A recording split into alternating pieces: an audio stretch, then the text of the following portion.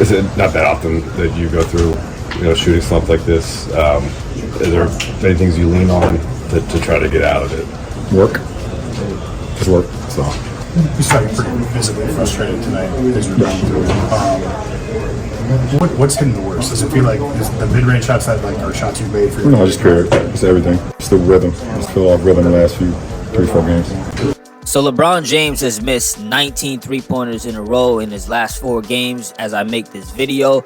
There's people saying that the record is 25. I've actually checked and it said it's 35 by an NBA player named Otis Thorpe. LeBron is not going to miss another 16 more in a row on top of the 19 he already had. I do also want to point out, throughout his career, he's actually made himself into a very good three-point shooter. He's 7th all-time in NBA history for three-pointers made. People will point out, hey man, he played 21 years, 22 years, whatever.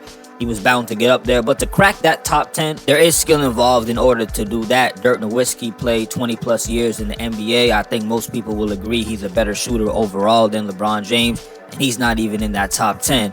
But that being said, I'm not here to try to downplay that the shooting is bad. It is. And looking at these plays that you see on the screen, this is reminding me of Kobe Bryant's last 2 years in the NBA. The reason why I bring that up, he was missing shots very badly. And it was getting clear that, man, this doesn't look the same. This is not what I'm used to when it comes to that Mamba, Kobe Bryant going for 40. And in those 2 years, he was shooting under 40%. Ironically, LeBron James, the past 4 games that he's played, gone without a three-pointer overall from the field. He's shooting under 40% himself. Now, for the whole season, it's still above 50. I'm just trying to point out that I've never seen a stretch like this in LeBron James' career where he's shooting this bad, especially with the consecutive threes missed. Kendrick Perkins was tweeting about LeBron James' game after, and this is a funny but realistic analogy. He said a car running perfectly can fall apart after it hits 100,000 miles. Age 40 might be his 100,000. I mean, at least that's what my grandfather told me when his Oldsmobile stopped running. Now, let me be clear. LeBron James is still technically running and outpacing what he should be doing. It's just as fans, this is the first time we've seen inevitable decline in LeBron James' game where it's very visible. He's averaging 22 points a game right now. That's his second lowest ever in his career. It's almost as low as his rookie season. The 8 rebounds and 9 assists is still very impressive. It's still clear, and especially looking at his recent games, that his scoring is just not as consistent anymore. Here's another clip of LeBron James explaining why himself and the Los Angeles Lakers didn't look so good in that game against the Timberwolves. Coming off a back-to-back where we played last night, going to the wire, and then flying in late last night, getting to bed late, and trying to work up the energy to play a team that's been waiting on us. Like I said yesterday, we want to get to Western Conference Finals in Minnesota Timberwolves. Even LeBron telling the reporter that speaks volumes, saying, yo, we played a game competitively last night. It was tight. Then we got to face the Minnesota Timberwolves. They've been resting, a team that came from the Western Conference Finals. And it's a back-to-back. You can say no excuses, but there's a reason why in the player participation policy of the NBA, a player who is 35 years or older or has played 1,000 or more regular season games or has 34,000 career minutes or more is allowed to possibly rest and get an exemption without any kind of penalty being fined from the NBA. Very quickly, I want to also touch on the Timberwolves for a bit. Recently, Anthony Edwards called the team out. I did a video about it where he said we lack a defensive identity. He called them like little kids, basically saying they were soft. I was a bit surprised to hear that because from a statistical standpoint, at least, they weren't doing that bad. But I guess when you were doing what you did last season, and you do what you did against the Lakers, holding them to 80 points, that is their golden standard. And if the Lakers' golden standard is a championship, that's a game you have to stay in. You can't just be getting blown out and struggle offensively like that, even if you are coming from a back-to-back. LeBron tonight, 6 turnovers, 4-16 on the second of a back-to-back. Did you see fatigue from him? Did you see him pressing? They're a big team. We've played a lot of these teams lately. Last night was 3 basically 7-footers in the starting lineup. We McDaniels, Randall, Reed, Gobert, like they're a big team.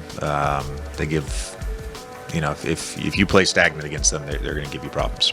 To be objective, I have to give the other side of the coin to this, where someone may say, despite LeBron James' age, the wear and tear, he's not playing good offensively, period. JJ is not a dumb person. The reporter mentioned all of that, the fatigue, his age, the 22 years. JJ responded back by mentioning, we're playing teams that are big 7-footers. If you play stagnant, basically this is what is going to happen. So it seems to me, reading in between the lines, JJ saying, hey, it's not even just his age. He's got to play more smoother, more cohesive offensively and not be in one place. And that's why he mentioned that stagnant part. In my opinion, though, that could also tie into him being an older player. As NBA players age, the one thing that you notice is they're shooting the ball a lot more. They're not driving to the basket, off-ball screens, even crashing the glass, though he still is with the 8 rebounds. But the energy it takes to do a lot more with the ball outside of shooting, you can serve it more and you end up being more of a spot-up guy, maybe in the corner at the top of the key. You're just waiting for the ball to swing to you and then you let it fly. Not to go too off topic, Joel Embiid is an example of what I'm trying to explain. When you watch him when he's healthy versus unhealthy, there's a huge difference. You'll see what I mean. If he's playing through injuries, he's usually at the top of the three-point line. He's shooting the ball a lot more. He's not trying to post up or even rebound the ball as much. But when you watch him when he's actually healthy, it's a totally different Joel Embiid. He's posting up, he's banging down low, playing a lot more physical. Just saying on LeBron, he stated his goal to play all 82 to us before the season started. Yeah. And what he's doing is unprecedented in year 22 and all that. Yeah. Is that sustainable? Is that a sustainable goal in your estimation? We can tell if a guy's running hot or whatever. He does a remarkable job of taking care of his body and getting recovery. I don't know. I don't know that's in the best interest of him and us if he does that. When the reporter asked this question to JJ Redick about LeBron James playing all 82 games, there was an awkward silence. JJ didn't answer this question right away. I actually had to edit it when he eventually got to what he wanted to say. It was clear that he thinks this is not a good idea for LeBron to play all 82, despite him wanting to do that. Credit to LeBron, throughout his 22-year run, he has very few seasons where he didn't play roughly at least 70 games in the season. And if you look at the seasons where he didn't do that, one of them was the NBA bubble where the season got cut short, and another was the NBA lockout, another short season as well.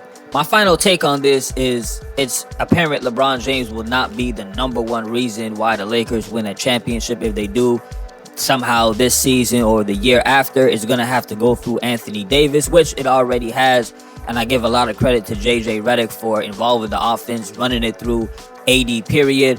LeBron taking more of a backseat or a point guard role, I'll say, because a lot of his assists go to Anthony Davis, helping him to get easy buckets. I have Anthony Davis as the MVP candidate right now, as long as the Lakers could say somewhere in that top 5, more so top 4, and he's putting up the numbers that he does.